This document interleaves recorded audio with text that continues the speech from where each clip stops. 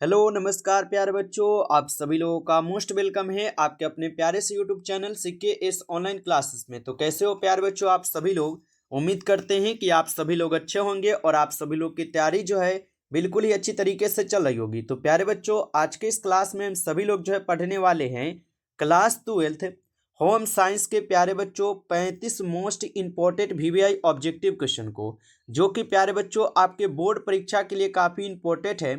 तो आप अच्छे से इस क्लास को लास्ट तक देखिएगा और इस क्लास में दिए जाने वाले इन सभी प्रश्न को आप अच्छे से जरूर याद कर लीजिएगा। क्योंकि बच्चों आप लोग का देख रहे थे 2 दिन से कमेंट आ रहा था कि सर होम साइंस का भी क्लास करा दीजिए जो इंपॉर्टेंट क्वेश्चन है। तो इसीलिए प्यारे बच्चों आज 35 क्वेश्चन इंपॉर्टेंट लेकर आए हैं जो आपके सीधे सीधे बोर्ड परीक्षा में देखने को मिलेंगे। आप अच्छे से इन प्रश्न को याद कर लीजिएगा, ठीक है। तो चलिए क्लास को स्टार्ट करते हैं। उनसे पहले प्यारे बच्चों यदि आप इस चैनल पे पहली बार जुड़े हो तो आप जो इस चैनल को सब्सक्राइब कर लीजिए, ठीक है। और सब्सक्राइब करके आप ऑल नोटिफिकेशन को भी ऑल पे दबा लीजिएगा, जिससे कि जब भी कोई नई क्लास हो सबसे पहले क्लास का नोटिफिकेशन आपके पास पहुंच सके। तो आप इस चैनल को सब्सक्राइब कर लीजिए, साथ ही साथ आप जो इस क्लास को भी लाइक जरूर कर लीजिएगा। तो चलिए क्लास को स्टार्ट करते हैं और देखिएगा बच्चों क्वेश्चन क्या दिया गया है। देखिएगा बच्चों क्वेश्चन दिया गया है यहाँ पर पहला नंबर कि विटामिन सी की कमी से जो है ना कौन सी बीमारी होती है। चलिए लगाइएगा। ये सभी क्वेश्चन बच्चों वीवीआई क्वेश्चन है और आपके पेपर में बच्चों सीधे सीधे यही प्रश्न आएंगे, आप अच्छे से इसको याद कर लीजिएगा और बताइएगा कि विटामिन सी की कमी से कौन सी बीमारी होती है। तो याद रखिएगा विटामिन सी की कमी से बच्चों यहाँ पर स्कर्वी बीमारी होती है। कौन सी बीमारी होती है? स्कर्वी बीमारी होती है। याद रखिएगा ऑप्शन बी आपका सही जवाब होगा। चलिए अगला प्रश्न देखिएगा। यहाँ पर आपका 2 नंबर क्वेश्चन दिया गया है कि ऊर्जा देने वाले खाद्य पदार्थ क्या है। यहाँ पर आपको बताना है ऊर्जा देने वाले खाद्य पदार्थ क्या है। प्रोटीन है, कार्बोहाइड्रेट है, वसा है या इनमें से सभी है।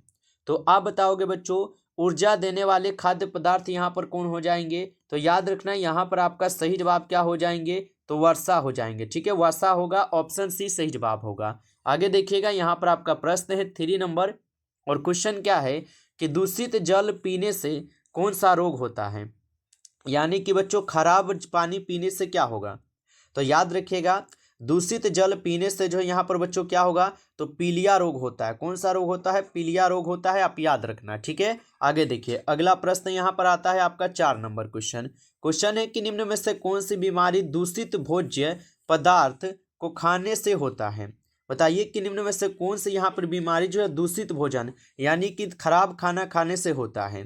तो याद रखना बच्चों यहाँ पर सही जवाब क्या हो जाएंगे, तो आप बताओगे अतिसार, हैजा और पेचिस, ये सभी होते हैं। इसलिए ऑप्शन डी को यहाँ पर आप सही जवाब करोगे, इनमें से सभी रोग होते हैं। आगे देखिए अगला प्रश्न आता है यहाँ पर 5 नंबर क्वेश्चन है और क्वेश्चन है निम्न में से किसकी सहायता मिलावट रोकने में क्या है अपेक्षित है। बताइए निम्न में से किसकी सहायता मिलावट रोकने में अपेक्षित है। तो याद रखना यहाँ पर आपका सही जवाब क्या होगा, खाद्य निरीक्षक हो जाएंगे, बिल्कुल हो जाएंगे, आम आदमी हो जाएंगे और खाद्य अपमिश्रण निवारण अधिनियम ये भी होगा। यानी कि बच्चों यहाँ पर आपका ऑप्शन डी होगा, इनमें से सभी होगा। चलिए अगला प्रश्न देखिएगा। आपका यहाँ पर क्वेश्चन दिया गया 6 नंबर क्वेश्चन क्या दिया गया है कि निम्न में से किसकी सफाई प्रतिदिन करना जो बच्चों आवश्यक नहीं है। बताइए फर्श के, बर्तन के, स्लेब के या खिचड़ी और यहाँ पे क्या है खिड़की और दरवाजा। तो यहाँ पर आंसर क्या होगा, तो निम्न में से किसकी सफाई प्रतिदिन करना आवश्यक नहीं होगा। तो यहाँ पर आप याद रखिएगा खिड़की और दरवाजा होगा सही जवाब, ऑप्शन डी होगा सही जवाब, ठीक है। आगे देखिएगा नेक्स्ट क्वेश्चन है आपका यहाँ पे 7 नंबर और क्वेश्चन क्या है कि मानव मूल आवश्यकता नहीं है। तो मानव की यहाँ पर मूल आवश्यकता क्या नहीं है बताइए। तो मानव को क्या चाहिए, तो पहले तो प्यारे बच्चों आवास चाहिए, ये चाहिए, वस्त्र भी चाहिए और भोजन तो बिल्कुल चाहिए, लेकिन मनोरंजन नहीं चलेगा, ठीक है। इसलिए ऑप्शन ए सही जवाब है। याद रखेंगे मनोरंजन नहीं यहाँ पे होगा। आगे देखिए अगला प्रश्न है कि कार्बोहाइड्रेट का सबसे सरल रूप जो है होता है। बताइए तो कार्बोहाइड्रेट का सबसे सरल रूप पूछा है, तो यहाँ पर आंसर क्या होगा।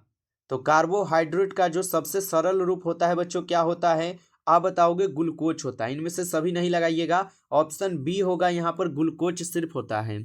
आगे देखिएगा नेक्स्ट प्रश्न आपका आता है यहाँ पे 9 नंबर क्वेश्चन दिया गया है कि निम्न में से किस बर्तन में खाद्य पदार्थों को अधिक समय तक रखने पर जो है विषाक्तता जो है ना उत्पन्न हो जाती है। तो निम्न में से किस बर्तन में खाद्य पदार्थ को अधिक समय तक रखने पर विषाक्तता जो उत्पन्न हो जाती है? तो याद रखना आप सभी लोग तांबा के बर्तन में, ठीक है। ऑप्शन बी सही जवाब है, याद रखेंगे। आगे देखिएगा, यहाँ पर आपका प्रश्न आता है, 10 नंबर क्वेश्चन है कि आहारीय मिलावट का अर्थ है, बताइए। तो आहारीय मिलावट का अर्थ क्या होगा? तो आप बताओगे कि खाद्य पदार्थ की गुणवत्ता का स्तर निम्न होना। ऑप्शन ए है यहाँ पर सही जवाब दी गई है, ऑप्शन ए को सही जवाब करना बच्चों।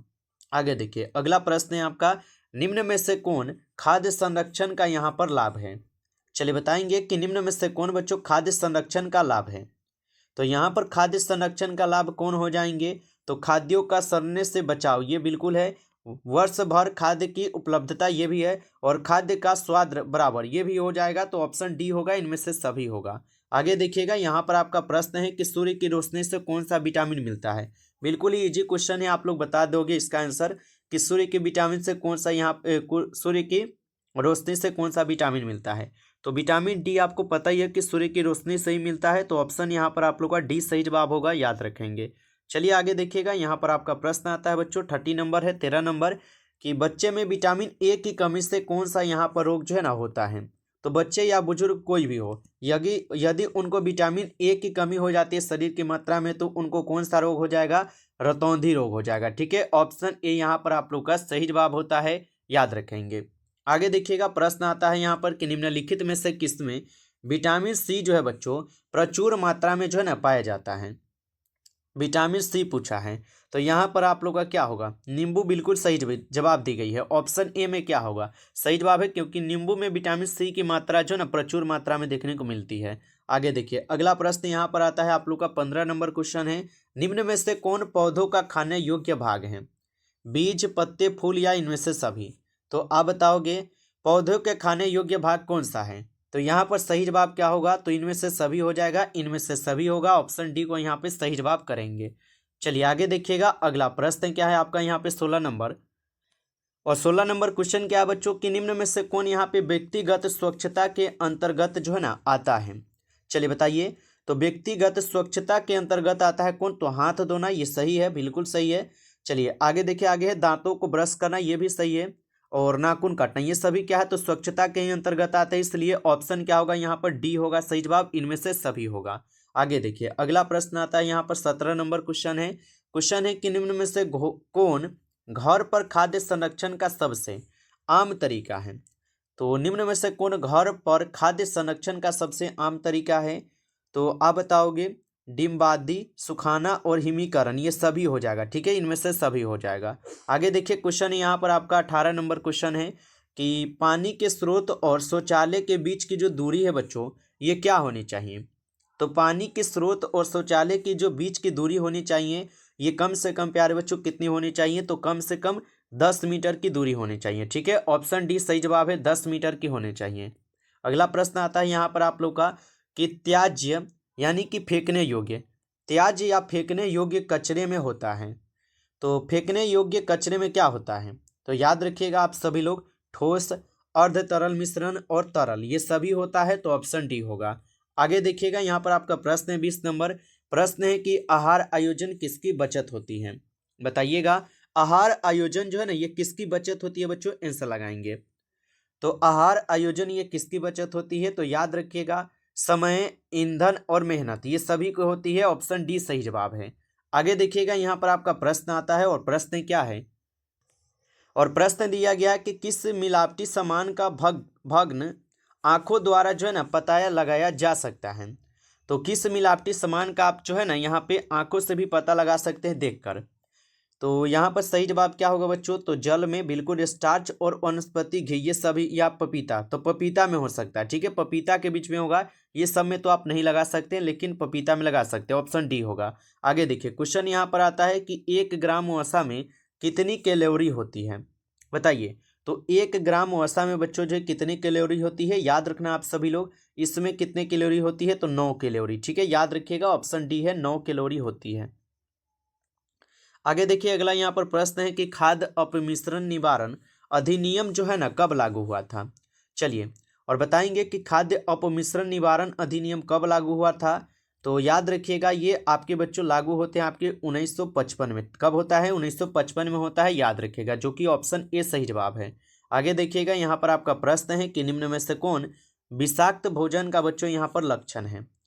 तो यहाँ पे विषाक्त भोजन का लक्षण कौन होगा? जी में चलना, उल्टी और दस्ती, ये सभी हो जाएगा। ठीक है, इनमें से बच्चों क्या होगा? सभी होगा, याद रखेंगे। आगे देखिएगा, यहाँ पर आपका प्रश्न है 25 नंबर प्रश्न है कि कैल्शियम प्राप्ति का स्रोत है। तो कैल्शियम सबसे ज्यादा किस में प्राप्त होता है? तो कैल्शियम तो सबसे ज्यादा दूध में होता है। ठीक है, यहाँ पर क्या होगा? तो दूध में हो जाएगा। ऑप्शन ए को सही जवाब करेंगे बच्चों, याद रखेंगे। आगे देखिएगा, अगला प्रश्न है, निम्न में से कौन खाना पकाने का कारण नहीं है?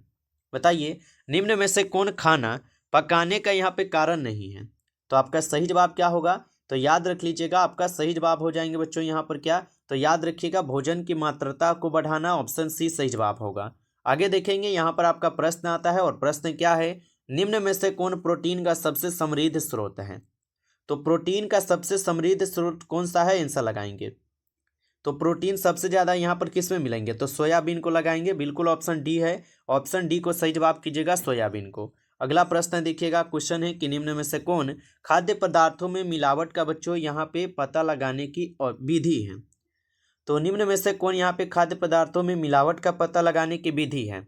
तो यहाँ पर सही जवाब क्या होगा? यहाँ पर आपके सही जवाब हो जाएंगे दृश्य परीक्षण, रासायनिक परीक्षण और भौतिक परीक्षण, ये सभी हो जाएंगे। ऑप्शन यहाँ पर डी सही जवाब है। अगला प्रश्न देखिएगा, क्वेश्चन है, निम्न में से कौन शीघ्र नष्ट होने वाला यहाँ पर खाद्य पदार्थ है? तो निम्न में से कौन यहाँ पे शीघ्र नष्ट होने वाला खाद्य पदार्थ है? आप याद रखोगे, दूध हो जाएंगे। दूध क्या है? तो ये शीघ्र नष्ट होने वाला खाद्य पदार्थ है। अगला प्रश्न आता है यहाँ पर कि निम्न में से कौन भोजन विषाक्तता होने का कारण है? तो निम्न में से कौन भोजन विषाक्त होने का कारण होगा? तो भोजन विषाक्त होने का कारण हो जाएगा कि कम पका हुआ भोजन, ये सही है।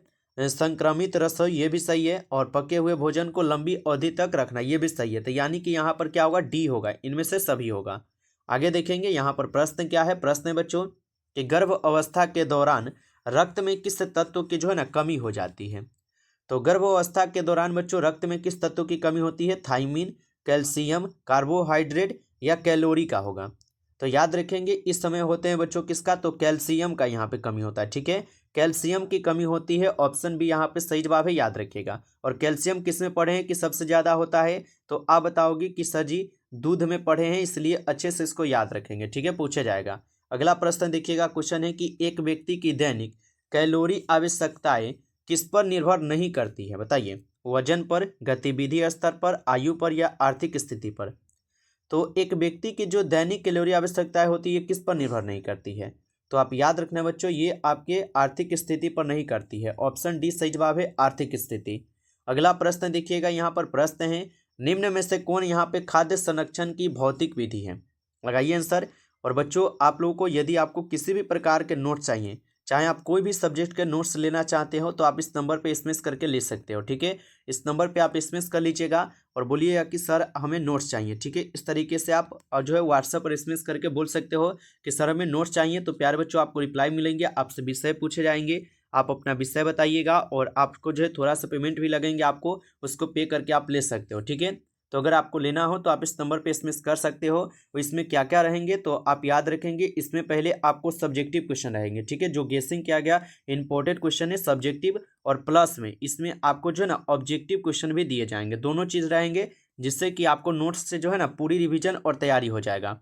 तो जिन भी बच्चों के पास नोट्स नहीं है, अगर आप लेना चाहते हो इंपॉर्टेंट क्वेश्चन का नोट्स, तो आप ले सकते हो। ठीक है, तो इस नंबर पे आप एसएमएस करके ले सकते हो। बताइए कि निम्न में से कौन यहाँ पे खाद्य संरक्षण की भौतिक विधि है? तो यहाँ पर सही जवाब क्या हो जाएगा? तो निर्जलीकरण हो जाएंगे। ऑप्शन ए सही जवाब है, याद रखना।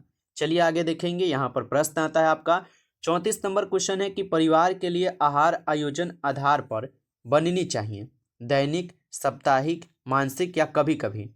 तो आप यहाँ पे क्या करोगे? सही जवाब कि परिवार के लिए आहार आयोजन आधार पर बननी चाहिए क्या? तो आप बताओगे साप्ताहिक होना चाहिए। ठीक है, क्योंकि हफ्ता में अगर एक बार कोई भी चीज़ होता है तो अच्छा रहता है। ठीक है, तो साप्ताहिक होगा सही जवाब। आगे देखेंगे, अगला प्रश्न है, यहाँ पर लास्ट प्रश्न है कि खाद्य पदार्थ के परिरक्षण के अंतर्गत जो है क्या आता है? तो खाद्य पदार्थ के परिरक्षण के अंतर्गत क्या आता है? तो आप बताओगे कि जैम, जेली बनाना, ये तो बिल्कुल आते हैं। और मुरब्बा एवं अचार बनाना यह भी आता है, और क्या है स्क्वैश एवं शरबत बनाना ये भी है। तो यानी कि यहाँ पर डी होगा बच्चों, क्या होगा, डी होगा सही जवाब। इनमें से सभी याद रखना, ठीक है। तो प्यारे बच्चों इस क्लास में टॉप 35 क्वेश्चन थे और आप लोग का कमेंट देख रहे थे कि आ रहा था, इसलिए क्लास करा दिए हैं। और अच्छा लगा हो तो आप लोग कमेंट करके और भी बताइएगा, और भी आपको इंपॉर्टेंट क्वेश्चन का क्लास करा देंगे। और रहा बात नोट्स का, तो आप लोग नोट्स लीजिएगा ना, तो उसमें हर एक क्वेश्चन गेसिंग किया गया क्वेश्चन जो पूछे जाते हैं वही क्वेश्चन मिलने वाले हैं। तो आप नोट्स ले सकते हो इस नंबर पे एसएमएस करके 962 18 800 834, ठीक है, यही नंबर है ना, इस नंबर पे आप एसएमएस कर लीजिए और नोट्स लिखकर इस तरीके से एसएमएस करोगे, आपको जो रिप्लाई मिल जाएंगे, ठीक है। चलिए तो फिर है बच्चों, मिलते हैं आपसे एक नेक्स्ट टॉपिक के साथ नेक्स्ट क्लास में। तब तक के लिए अच्छी तरीके से पढ़ाई करते रहिए।